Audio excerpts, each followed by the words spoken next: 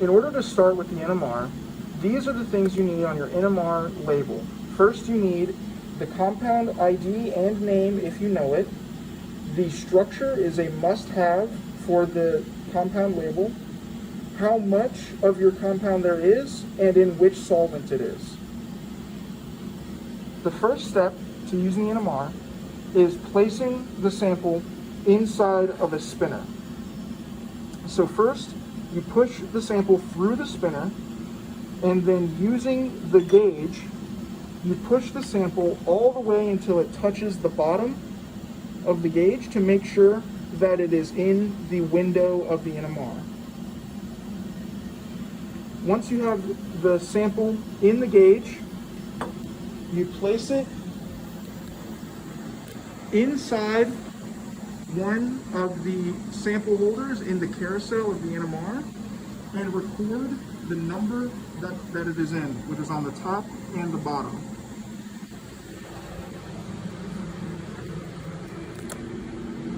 Now you're ready to start. The first step is logging into the logbook. So you must write the date, what time it is, your name or initials, and in parentheses, Ma for our research group, how many samples you plan to run, and which types of NMR you plan to run. So we are doing a proton, so we write H, and a carbon, so we write C. Now you're ready to start using the computer.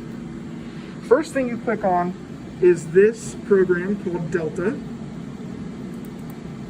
So you double click to open it, and it will open this window.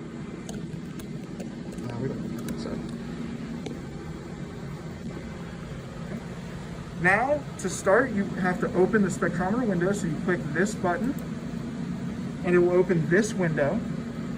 To control your sample, you click on the sample button. This window allows you to control your sample, so to insert your sample into the slot, you change this number to whatever your slot number is. And then hit enter. For all of these programs, make sure that you are leaving your mouse in the box when you type, otherwise you will not be able to type in that box anymore.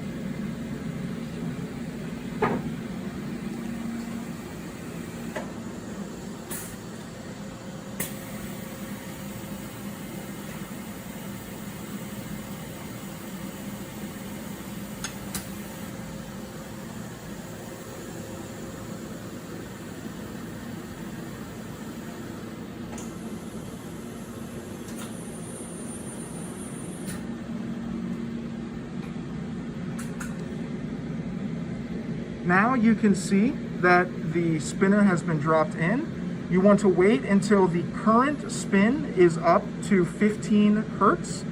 You also want to make sure that this number remains stable. If it varies wildly, you may need to eject your sample and put it in a new spinner. Next, you hit this button, the auto lock button, and the instrument will lock onto your sample and begin work. While we're doing that, we can set up our experiment. To do that, you click on this button, the experiment button, to open this window. To open the correct experiment, you click the global directory. You scroll all the way to the bottom, and you click one of these two programs. This program, Single Pulse DEC, is for carbon, and the program right above it, Single Pulse, is for proton. So we're going to start with carbon, and then you click OK to open the program window, and this is the program window. First, all you have to do is type into this top box your product ID. For us, that is going to be SM for starting material, I-80 for our product code, tropinone, which is the name, and then 13C to indicate that we are doing a carbon. For a carbon NMR, you do not click auto gain and you do not click force tune. You leave these as they are. In a proton NMR, you do click auto gain. So now that this is ready, we come back over to our sample window. We can see by these two green bars that the sample is locked and ready to go. So our next step is to click this shim button to shim the sample. Once the shimming is complete and these bars turn green again, you are ready to start your experiment. To start your experiment, in your experiment window, you click on the submit button after double checking that all of your information is input correctly. You click submit in the corner and it'll open this window, and what you do is you click go and it'll start your experiment for you. When your spectrum is finished, this is the screen that will appear.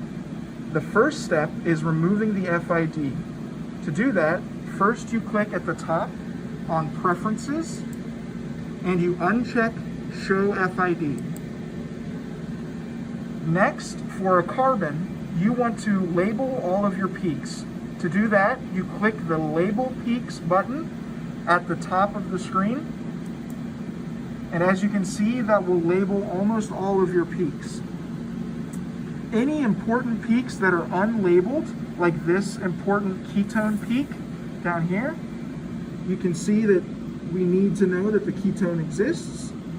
This peak is too small to be picked up by the program, so we are going to force label that peak.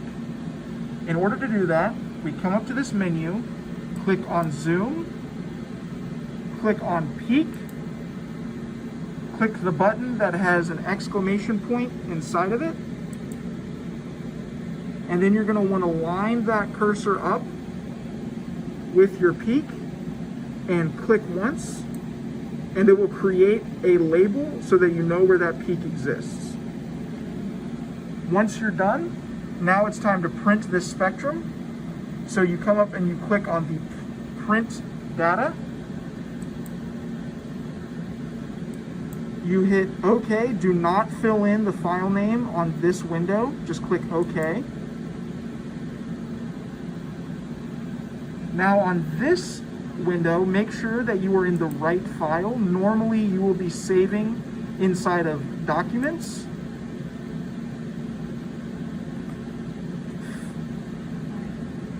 Files, Data, and in Good Spec. For this one in particular, since it is starting material, we will be saving it into the starting material folder. You want to save it as the name that you used for the file. So this is SM_I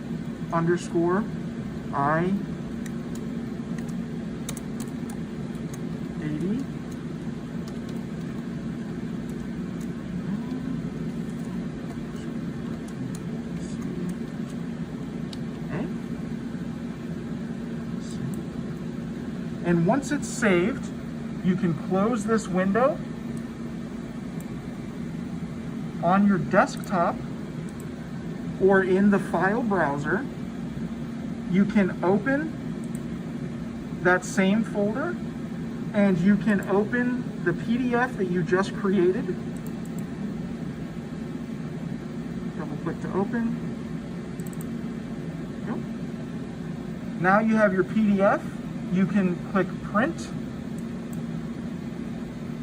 Make sure to switch this from Qt PDF Writer to Brother HL Series Printer, and then click print. Once your structure has been printed, the first thing you should do is draw the structure and the compound code on your spectra itself. Now you need to label your solvent peak, which chloroform is a large triplet. And you also need to label TMS, which is a peak that will appear at 0 if you have any. That peak will not always be there. Next, you need to label the carbons on your structure. So we start at A and then label equivalent carbons with the same letter throughout the structure.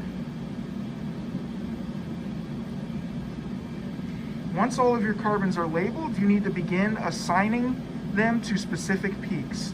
The first is A, which is the ketone, which will always be very downfield around 200 ppm. Next, we are going to label E, which is easy because there is only one equivalent carbon, so that will be the one equivalent carbon peak. Next, we're going to label D because they have no electron withdrawing neighbors, so they will be shifted the furthest upfield. Next, we're going to label C. Those carbons are bridging, so they are going to be shifted the furthest downfield. And then the last peak is B, so that is the only one that is yet to be assigned.